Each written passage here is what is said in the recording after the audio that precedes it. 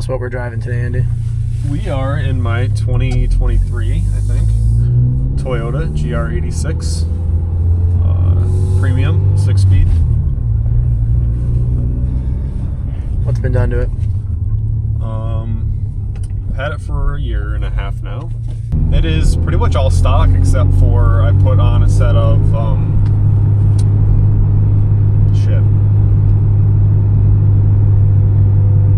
drawing a blank on brake coilovers. Anyway, Please hold. It's got a set of they're KW bodies. A company takes them and revalves them for these cars. I'll remember. So it's got coilovers and spacers to sit right, and I just did a muffler delete, a remark axle back over the summer just to give it a little noise.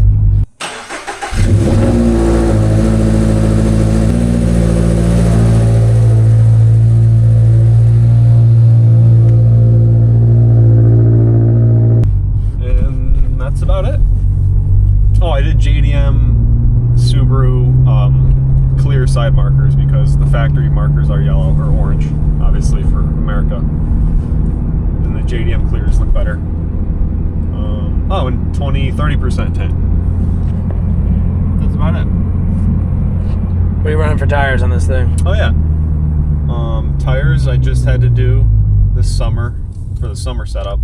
Stock is 215 40 18. They came with the Michelin, the Pilot 4s. I decided to go up a size just to try it, see how I liked them. So I went with a 225 40 18 Yokohama Advan Apex V601. How do they work with the lowering kit? With the lowering coils? Besides rubbing a hole straight through my fender liner and into the actual aluminum fender, they perform awesome. They are 0.3 inches taller, so that's why. Yeah. But they fill out the car nicely. They do look good. They're just slightly taller and slightly wider, and if I raise the car a little bit, it'd be no problem. But we don't do that. Now, do they rub on the road or only on track days? It'll never rub on the road. Yeah. You can't push the car that hard for it to rub. Like, I've even hit unexpectedly some pretty big bumps in the road, and it doesn't rub. I might go back to the 215 stock setup next year. I like the steering wheel feel better. I think I've told you that. When I put these on, slightly wider tire. I mean, the rim and the tire are flush. There's no like bulge, but I just think the 215s give it a better feel to the steering wheel. Just a more crisp. Could it just be tire brand differences too, though? It could be. Yeah. So I think I'm gonna go back to a 215. And Yokohama makes an Advan. It's not the V601, it's the V701 with a 215. I might try them. Because like right now, there's just a little, you can see I'm doing this, and the car's not really reacting. That's true, actually. When I bought the car with the stock Michelins, I mean, any input, the car's, Yep. So, we'll see. But I like them. I like them a lot. We've also got big miles on it now, though. 37,000 in a year and a half. Top things I like about it, besides the obvious that it's rear-wheel drive and manual, which is what I wanted, it gets surprisingly good mileage. It gets like 28, and that's with me kind of driving how I drive. I think I got 28 and a half going to Tennessee and back with a car full of crap. Another thing I like is the interior, like the seating position and how analog everything is. Like besides the touchscreen, obviously, I think most cars have touchscreens now. Everything is analog, like the heater controls, you've got buttons still. You're not like looking in here to find, how to turn my heat off. Pretty simple dash. Yeah. Like gauge cluster and stuff too. Yep. Yeah, it's so still really, the interior quality, especially for a Toyota, is pretty good. Yeah, it's not Toyota's bad. not known for that. No, it's really not bad. I would say a couple of things I wish that could be better, but again, you've got to think about what you're buying, right? This is a budget, budget-oriented sports car from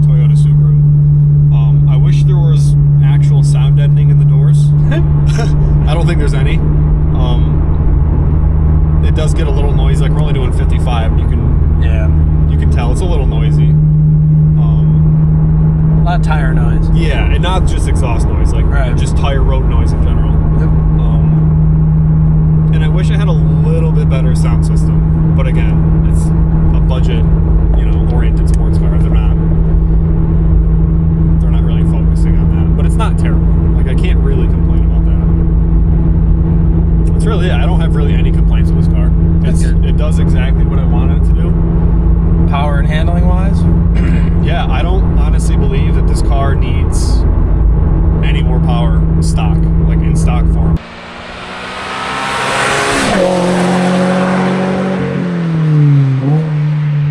I think if it did, it would kind of ruin the good balance these cars have. Like, you can flat foot this car everywhere, and you're not, fearing it's going to step out because of power. Like, it's very planted in that aspect. Handling wise, I mean, it handles phenomenal for being relatively stock. I did the coilovers, and you might think, yeah, that make a big difference on most cars, but like on this car, honestly, I think a stock suspension GR86, maybe with like camber bolts to get a little camber gain in the front, would handle just as fine. I don't think lowering it really made that much of a difference from a handling perspective. Yeah, I think you hit a certain level or certain height where it's like diminishing returns. So these do have 2-position heated seats, which is, I'm always a huge fan of. I'm a big heated seat guy. And then tell us a little bit about track mode, Andy. Yeah, so track mode, you've got traction off, bell track off, and then off track. This one, if you press and hold, it won't let you do it while you're moving. If you press and hold, I'll show you. You see traction's off and StabiliTrak is off, and it changes the gauge cluster around. Makes it more track focused. It also, which is very convenient, shows you your oil temp and water temp in an actual, numerical value, not just a slider. That's cool. This just completely disables both, fully. It doesn't come on, mid-drift, or if you're in the snow or whatever, it doesn't kick in, which is awesome. Turn that back on. Track mode is honestly, it's kind of anticlimactic. It's really the same thing, except it keeps traction on to a point, kind of like in your Camaro. Okay, competition mode. Yeah, but it also changes your cluster to the track cluster. It has a lap timer built in. That's kind of cool. That's cool. It will limit. It'll let you get a little rowdy, but it will hold you back a little bit. So I don't really even use that ever. Even at the track, I just had everything off. Yep. Because with a car like this, you really need to keep your momentum going through turns. So when you've got that cutting you back, it kind of kills your whole flow. One thing I wanted to mention, we do live in upstate New York, if you haven't watched my other videos, and Andy does drive this car all year round. So tell us a little bit about that. What do you do to kind of prepare for the wintry season? Yeah, so I used to have a front wheel drive car that I would put away in storage for the winter, and then I'd have a winter, your winter beat or whatever. Kind of annoying to do that, so I was like, screw it, I want something I can happily enjoy, all year long. So I got this, and obviously everybody calls you crazy for trying to drive this through the winter, but I didn't think it was gonna be that bad. So all I really did was bought a set of 17-inch wheels, so I downsized a little bit, with a set of Blizzak WS90s on them, and they're 215/45/17 Blizzaks, and when they're new, this thing will go anywhere you really put it. We went out a couple times in some pretty big storms, like mid-storm. There was probably 6 to 8 inches on the road, fresh, and it goes wherever you point it. Any weight in the trunk or anything? No weight. Literally just snow tires. It's funny because people always talk about rear-wheel drive cars in the snow being bad, but I have two comments to that. One, in any of my pickup trucks on all terrains, which of course are disadvantaged by the fact that they're heavier in the front, Yep. I can get around a good chunk of the winter without even going into four-wheel drive. And that's not a dedicated snow tire, right? It's an all-terrain. Yep. And not only that, but this car is 50-50 weight balance, and it's physically just lighter in general, so you're trying to push less of mass with a better weight balance. So there's really no reason it should be that bad compared to No. you know, other vehicles. It's really with snow, not. and it's not. You do just have to keep in the back of your head when you're driving, it's a 2,800 pound car. Right. So, you know, you roll into the throttle and you're on, you know, snow, it's going to spin. Sure. You know, a little bit. Maybe it's a bad time to ask, but these tires do pretty well on wet roads. They do very good in wet, not so good in cold. Gotcha.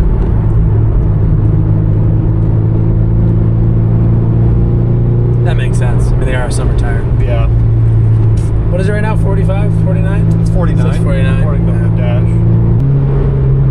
We got plenty of roads around here like this, and that's really the main reason that somebody who's a car enthusiast would want a performance-oriented vehicle even all winter, because yeah, you're not going to go as fast on your snow tires, but you can still go on a windy road like this and have some fun and not just be driving some rusted out, you know, Toyota Corolla from 1995. So not that there's anything wrong with that, but it's just not as much fun. So this is kind of a cool blend of summertime performance and wintertime performance, all on a very reasonable budget, good mileage, relatively cheap tires compared to something like my Camaro. Oh, yeah. You really do get a much cheaper cost per mile ownership experience, and that's the one big benefit to a car like this. And honestly, the interior space isn't that much different. It's a little thinner, but the length of the cabin is not that much different. So you really don't sacrifice the daily usability too much compared to something other two-door cars anyway. It's not awfully loud with the exhaust in here. No, not at all. I was actually just going to say that it's a good tone. Obviously, with any four-cylinder, I know the Subarus are different, but you can definitely make them sound horrendously bad if you put the wrong exhaust on it. So it's nice that this has like a good. It just has that good Subaru tone. It's deep. It's fairly deep. And that is one thing. The Subaru motors are pretty good for that. These seats are very kind of body conforming, and I like it. That is my biggest complaint about my car, is you slide around in the seats like you're in an old Caddy. Yeah. And when you're on a track, it's actually super annoying. So this actually holds me. These are pretty good. And the other funny thing is, I've got more headroom in this car, being a much smaller car than my essentially chopped roof Camaro. Right? They made the new Camaros. Got the chop top. Yeah, the new Camaros are basically a old school 32 Ford with a chopped roof. On any sports car, you gotta have a little bit of an exhaust. Now, I don't know. It just really, like, even when I drove the Rivian, as crazy as that truck is, and it's truly awesome, and it actually handled surprisingly well. Yeah. But just not having that exhaust note, there's something to be said. There is something to be said for it, and I do like shifting, and you know, we're obviously a little old school. It's just a different thing. It's not necessarily better or worse. It's just different.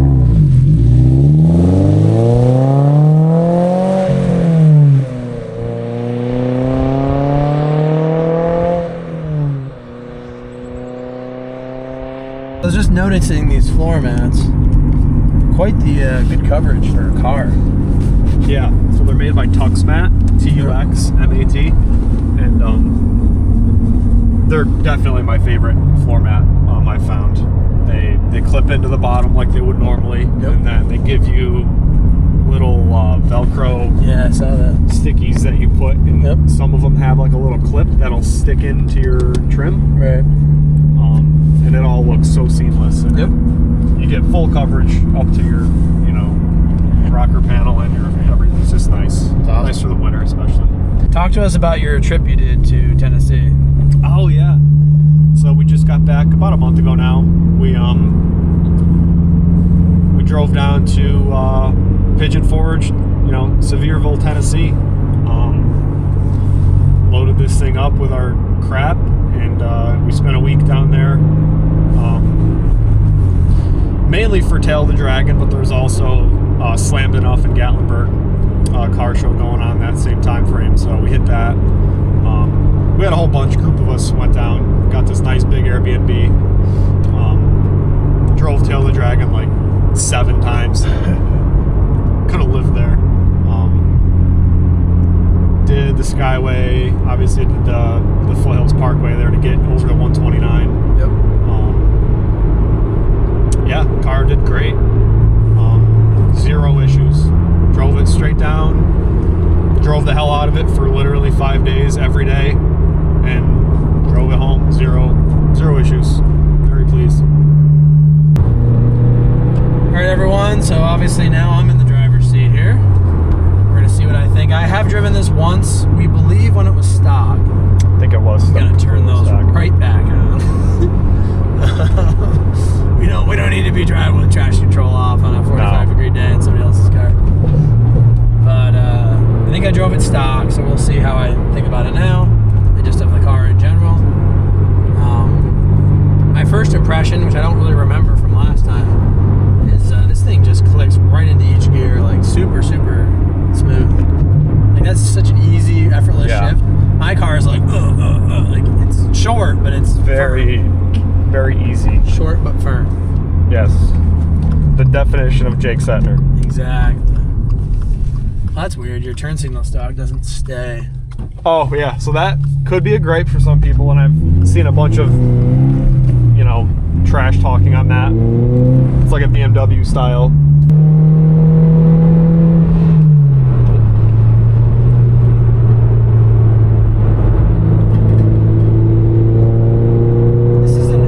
These are NA, obviously, right? Yep, 2.4 liter. 2.4 NA. They updated the FA engine for the second gen BRZ FRS. It's 2.4. Okay. Direct injected. It is direct injected. That's good. Yep. Now, do you have to run premium on these? Yeah, it does recommend, or it says required. Required or recommended? I think required 91. Gotcha. Okay. Minimum. So that's always an interesting thing, right? You talk about fuel economy. If you're requiring 91 versus recommending it or allowing a lower octane, that is one thing you gotta keep in mind if you're gonna buy a car like this.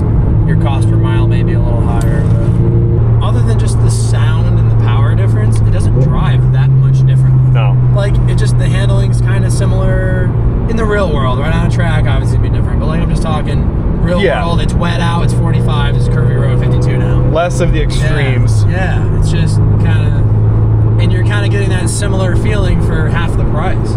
Yeah. And again, we talk about that cost per mile. Well, you're really much cheaper when you're considering initial purchase price and your maintenance costs and tires and everything else. So that's kind of cool. And if you do want to do track days semi-seriously, instead of buying a 285 or a 305 with tire in order to put on your Camaro or your Corvette or whatever, or bigger, you're buying a 215 or a 245. Yeah, 245 at most for an aftermarket set of wheels. A lot more reasonable.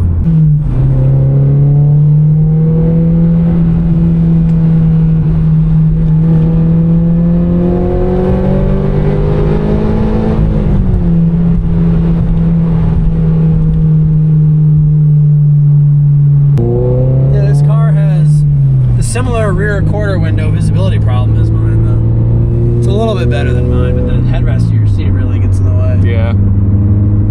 Not a huge deal. It's definitely... and it does have back seats, if you're wondering. Yeah. And you can put a human back there if you have like a smaller person and then put the passenger seat up. That's a big misconception about cars like this.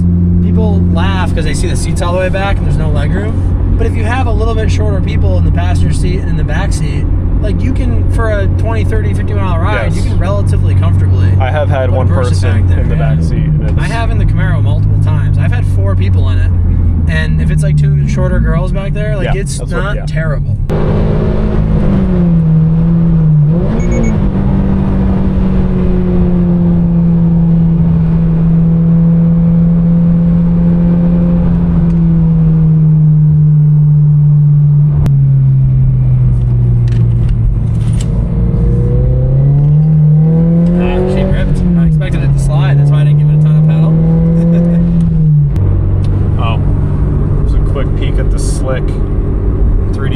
Phone mount I got off, I think, Etsy. I can have, I'll put it in the comments or in the description, because if somebody's got a GR86, this is definitely the phone mount you want. You put your Apple charger in there and it holds it for you. The little double speaker bump is kind of interesting that they didn't just mold a solid piece of metal. Opinions, thoughts? What could this car do better on? What could it not do better on? What do you think? Yeah. Pros and cons. I'm just so used to the Camaro. I'd struggle to give up the little bit of power bump. I do like the extra kick that the Camaro has. So that would be one thing. But like, if you made the power to weight ratio the same, for argument's sake, I wouldn't change much. I really don't. I like the interior. I do like my Alcantara wheel, so I might do that and shifter. Although there's a downside to that because they get filthy and they're kind of hard to clean. I think it's still worth it though. I do enjoy them. That's a very small thing.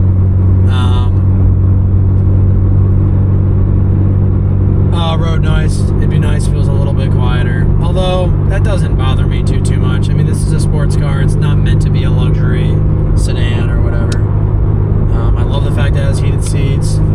I guess some really, really small points like having a power driver's seat, powered lumbar, all that kind of stuff would be nice. Not necessary, but just nice to have. But then you add weight, so that's, can be a disadvantage too. Cost. And cost. That's the thing, right? Basically, I'm just describing a more expensive car. It is what it is, right? So for what this is, they did as good of a job, I think, as they possibly could have.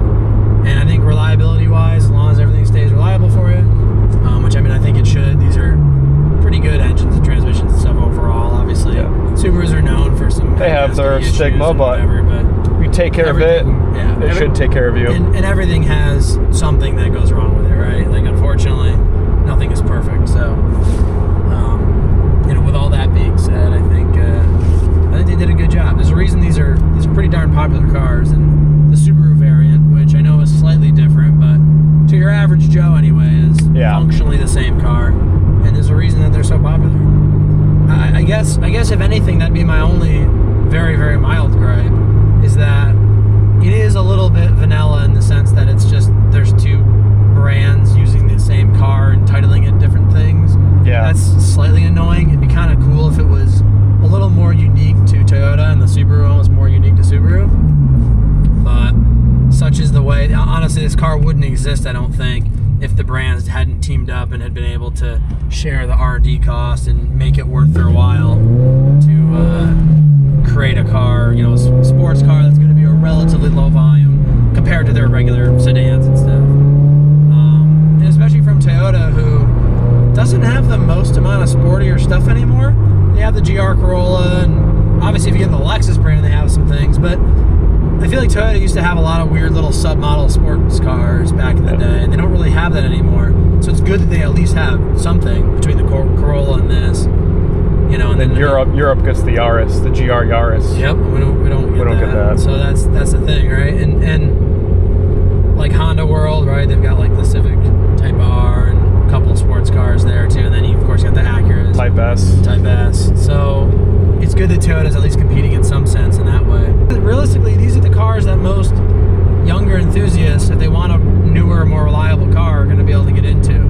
I hate to say it, but gone are the days of my $25,000 3-year-old Camaro. That's unheard of nowadays. Like, it was, I bought that thing at the low end of the market in October in a northeastern state, right? It was a win-win-win. But you're just not going to find that. So if you want to have a similar experience, something like this is really a fantastic alternative.